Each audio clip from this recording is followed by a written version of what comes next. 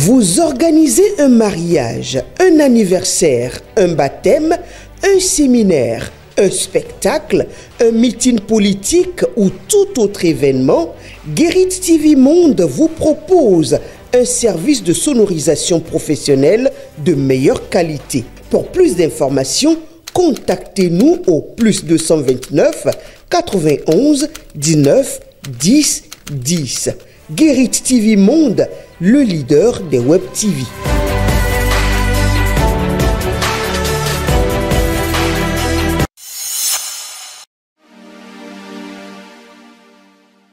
Amis internautes de Guérit TV, mon lecteur de matin libre, bonjour. Bienvenue dans la revue des titres de votre quotidien en sa parution de ce mercredi 9 avril 2025. Financement des partis politiques, une joie de courte durée. Plus rien depuis fin 2023. Manœuvre pour sevrer l'opposition avant 2026, s'interroge mon confrère. L'arrêt injustifié du financement des partis politiques au Bénin depuis fin 2023 suscite des inquiétudes quant à l'équité politique dans le pays. Tout porte à croire que l'émergence du parti Les Démocrates, notamment aux dernières élections législatives, semble perturber l'équilibre préexistant, amenant ainsi à s'interroger sur une stratégie du pouvoir en place pour affaiblir l'opposition avant 2026. Joie de courte durée pour le financement des partis politiques. Pendant ce temps, première session ordinaire de l'Assemblée nationale, les sujets à l'ordre du jour à découvrir à la page 9 de votre journal. Vitali Botton, porte-parole du président de l'Assemblée nationale, Loïc Béounou Vlavonou, a animé dans l'après-midi de ce mardi 8 avril 2025 un point de presse au palais des gouverneurs. Ceci en prélude à la première session ordinaire de l'Assemblée nationale au titre de l'année 2025 qui s'ouvre le 10 avril prochain.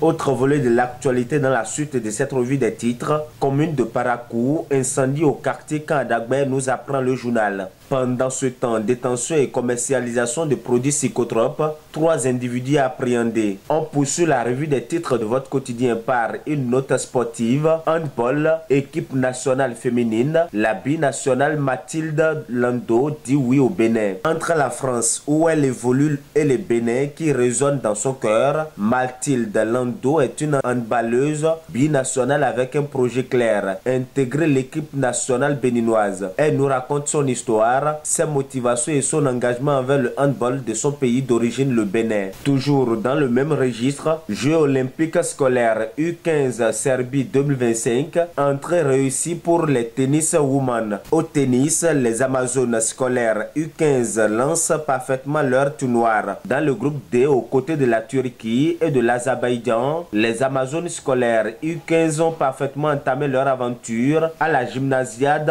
2025. En simple comme en double, le duo béninois composé de Naomi Mareté et Geoffrey Sinel a brillé en remportant les 3 oppositions face à l'Azerbaïdjan, signant ainsi un sans faute pour leur entrée en lice. Une belle performance qui place le Bénin en position favorable avant le choc de demain face à la Turquie. On parle la culture pour boucler la revue des titres de votre quotidien. Projection de film à l'espace culturel Le Centre avec un pas en avant. Sylvestre Amoussou éveille les consciences. Amis internautes de Guérit TV, mon lecteur de matin libre, ainsi s'achève la revue des titres de votre quotidien. Merci de nous avoir suivis. À demain.